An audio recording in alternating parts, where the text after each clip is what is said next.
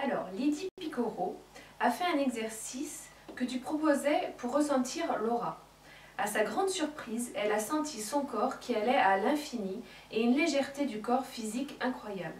Elle souhaite savoir, dans la mesure du possible, ce qui lui est arrivé.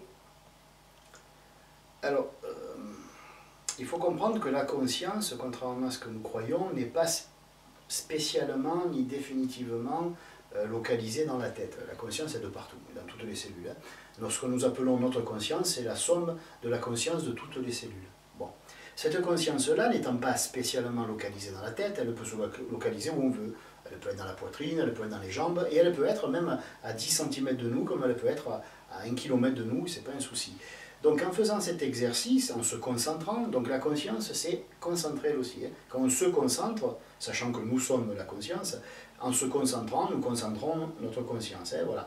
Et quand la conscience se concentre, elle a un effet inverse qui s'appelle la dilatation. Voilà. Dès que nous essayons de concentrer notre esprit, nous devenons plus incisifs, mais si nous essayons de concentrer notre conscience, cette conscience a tendance à réagir par une expansion qui est proportionnelle au degré de concentration. J'espère être très clair. Donc voilà, elle s'est concentrée, sa conscience a été concentrée, pouf, elle s'est mise à s'expanser et elle est sortie au niveau de l'aura. C'est-à-dire qu'on se rappelle que l'aura n'est pas les corps, c'est différent. L'aura vitale, c'est le rayonnement du corps vital qui est à l'intérieur. L'aura astrale, c'est le rayonnement du corps astral qui est à l'intérieur, et etc.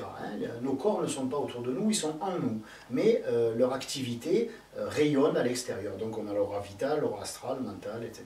Bon.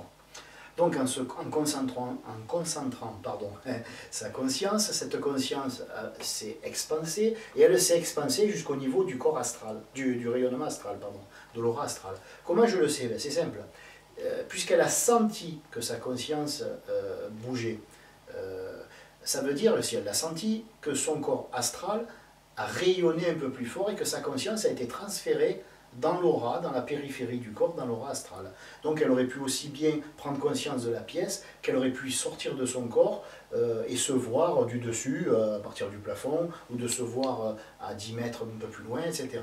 Voilà. Mais ce qu'elle a vécu n'est pas une sortie de corps, n'est pas un dédoublement, c'est très différent, c'est une extension de conscience. Pour ceux qui n'aiment pas le dédoublement, dont je suis, qui n'aiment pas trop ça, qui n'aiment pas les sensations physiques qui sont transmises au corps par la corde d'argent, c'est vrai que l'extension de conscience est plus intéressant parce que tout en restant dans le corps, simplement en étendant la conscience jusqu'au corps mental, par exemple, on peut prendre conscience de choses qui se passent au loin. Et si on va jusqu'au corps causal, on arrive à comprendre pourquoi les choses se passent au loin, et etc. Voilà. Et c'est vrai que quand on arrive à étendre la conscience jusqu'au corps atmique, de l'âme donc, atmique, à ce moment-là, on est capable de participer d'un autre endroit, d'un autre événement, tout en restant dans son corps. C'est les images de l'événement et de l'endroit qui nous viennent, mais on ne va pas à cet événement, à cet endroit. Voilà. Donc je pense que ce qui est arrivé, c'est simplement un début d'extension de conscience, et je ne saurais trop l'encourager à continuer à faire cet exercice sans se poser de questions, sans essayer de rationaliser ce qu'elle vit, et tout simplement en le notant et en sachant que plus elle le fera, plus elle va s'acheminer vers la maîtrise, on va dire, de cette faculté qu'on appelle l'extension de conscience, et qui est une faculté qui, tôt ou tard, sera une faculté naturelle à tout individu sur Terre.